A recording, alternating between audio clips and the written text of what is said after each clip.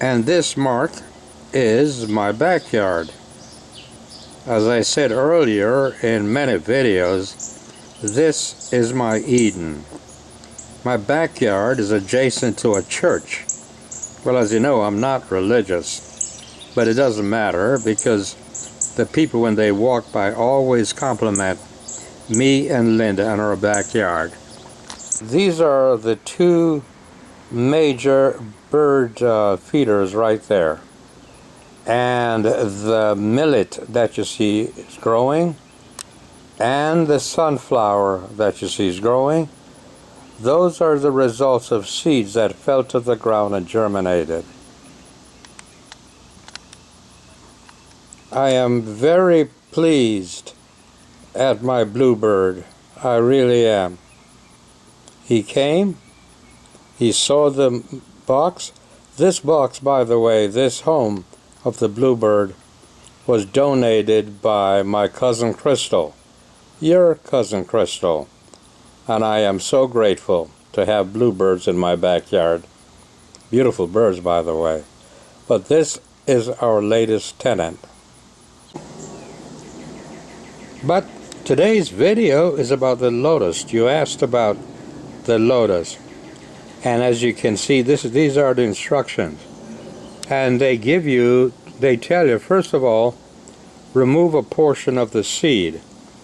When you go to YouTube, you will see that some people simply crack them. I don't like that. Others will file off an end of the seed. I like that. Then what you want to do is to soak the seed in water. Now remember, if you're going to plant lotus, you need a lot of patience. So you soak them in water, say a handful, and I'll show you what the seed looks like. Soak them in water, and then you want to change the water every day.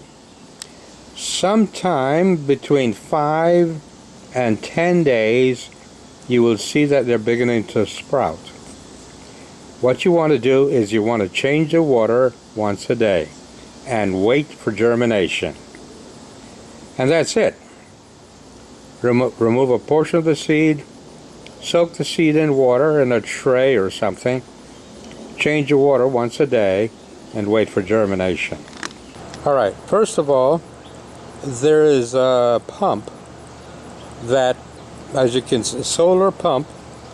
There is the solar panel back there, and that one solar panel, it pumps the water continuously while there's sunshine, and there's a battery involved, so even without sun, the water sometimes, of course it's early in the morning and the battery is exhausted, but as soon as the battery is recharged, it'll start pumping water again in the bird bath. But below the bird bath, I have two pots, as you can see. Inside each pot is a smaller pot that has mud. And once the seeds, the lotus seeds, germinate, I plant them in the mud and place them in the larger pot. And then you need a lot of patience, and eventually what you have are lotus. We haven't reached the stage where we're getting lotus flowers yet, but we do have the leaves, and they're beautiful. The lotus leaves are beautiful. Now, I must tell you something about the hyacinth plant. Now, what you're looking at now is a hyacinth plant, water plants. So I bought 3 of them, just 3, and they grow so fast that they're in all of my water projects. So I gotta keep throwing them away, which is a shame.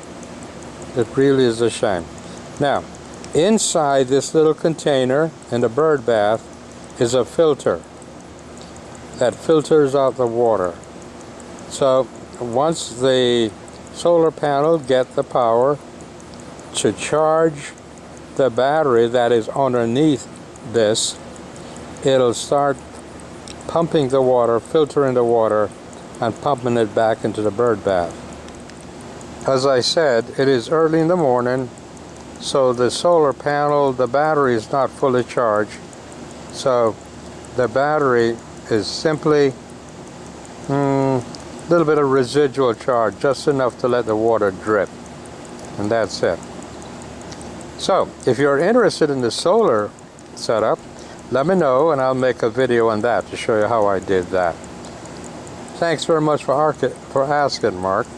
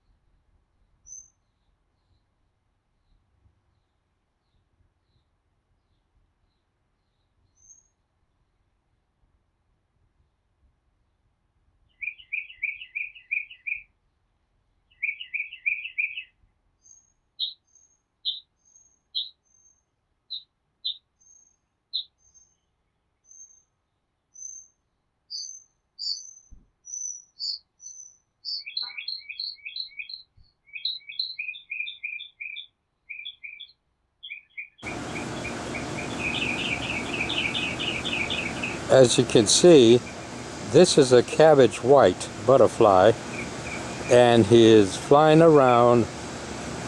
These that you're looking at, these are Brussels sprouts that I planted in what I call Mr. Greenhead. And the Brussels sprout is a beautiful food once they start to grow for the cabbage white butterfly. I expect that she's laying her eggs, and we're going to have a lot of cabbage white.